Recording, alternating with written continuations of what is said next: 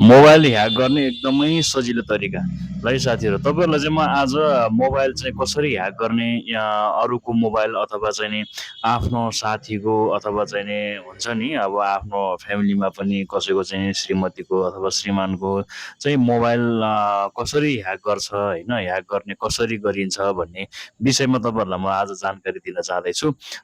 एकदमै भिडियो अन्तिमसम्म हेर्नु होला, ध्यान दिएर हेर्नु होला। म चाहिँ एकदमै सजिलो तरिकाबाट चाहिँ यसरी फोन ह्याक हुन्छ भनेर तपाईँलाई एउटा जानकारी दिन जाँदैछु। र अर्को कुरा भनेको त्यसबाट चाहिँ नि मोबाइल ह्याक हुन्छ, त्यसलाई ह्याक हुनबाट पनि कसरी बच्न सकिन्छ भन्ने विषयमा पनि जानकारी दिन्छु। सबैभन्दा सुरुमा तपाईँ गुगलमा जानु होला, गुगलमा क्रोम ब्राउजरमा गएर तपाईँले त्यहाँ चाहिँ एयरड्रोइड भन्ने एउटा चाहिँ अप्सन छ, त्यहाँ देख्न सक्नुहुन्छ। AIRDRIDROID एयरड्रोइड भनेर त्यसरी तपाईँले गुगलमा सर्च गर्नु। त्यसपछि त्यहाँ लगइन गरिसकेपछि इमेल माग्छ साथीहरू।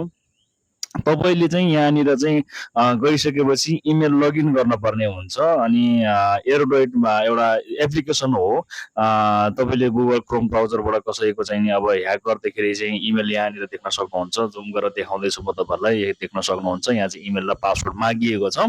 अब यसलाई कसरी लगइन गरेर तपाईँहरूले चाहिँ यहाँ सजिलैसँग चाहिँ ह्याक गर्न सक्नुहुन्छ भन्ने विषयमा पनि म तपाईँहरूलाई भन्दैछु। त्यसैले भिडियो अन्तिमसम्म हेर्नु होला है त। ल, देख्न सक्नुहुन्छ इमेल र पासवर्ड यहाँ मागिएको छ। इमेल र पासवर्ड चाहिँ हामीले कसरी बनाउन सकिन्छ, कसरी चाहिँ कुन इमेल पासवर्ड हाल्ने भन्दाखेरि तपाईँहरूलाई म एउटा जानकारी दिन चाहन्छु। एभ्री एउटा मोबाइल एप्समा जानुहोस्, त्यहाँ चाहिँ तपाईँले एरोड्रोइड भनेर चाहिँ एउटा एप्लिकेसन चाहिँ तपाईँहरूले त्यहाँ चाहिँ नि डाउनलोड गर्नुपर्ने हुन्छ। त्यो चाहिँ तपाईँले जसको मोबाइल चाहिँ तपाईँले ह्याक गर्ने हो त्यो व्यक्तिको मोबाइलमा तपाईँले चाहिँ यो एप्लिकेसन डाउनलोड गर्नुपर्ने हुन्छ। एरोड्रोइड फाइल एक्सेस भन्ने एउटा चाहिँ एप्लिकेसन हुन्छ। तपाईँले त्यो जुन व्यक्तिको तपाईँले चाहिँ मोबाइल ह्याक गर्दै हुनुहुन्छ त्यो व्यक्तिको चाहिँ मोबाइलमा यो एप्लिकेसन चाहिँ डाउनलोड गर्नुपर्ने हुन्छ साथीहरू है।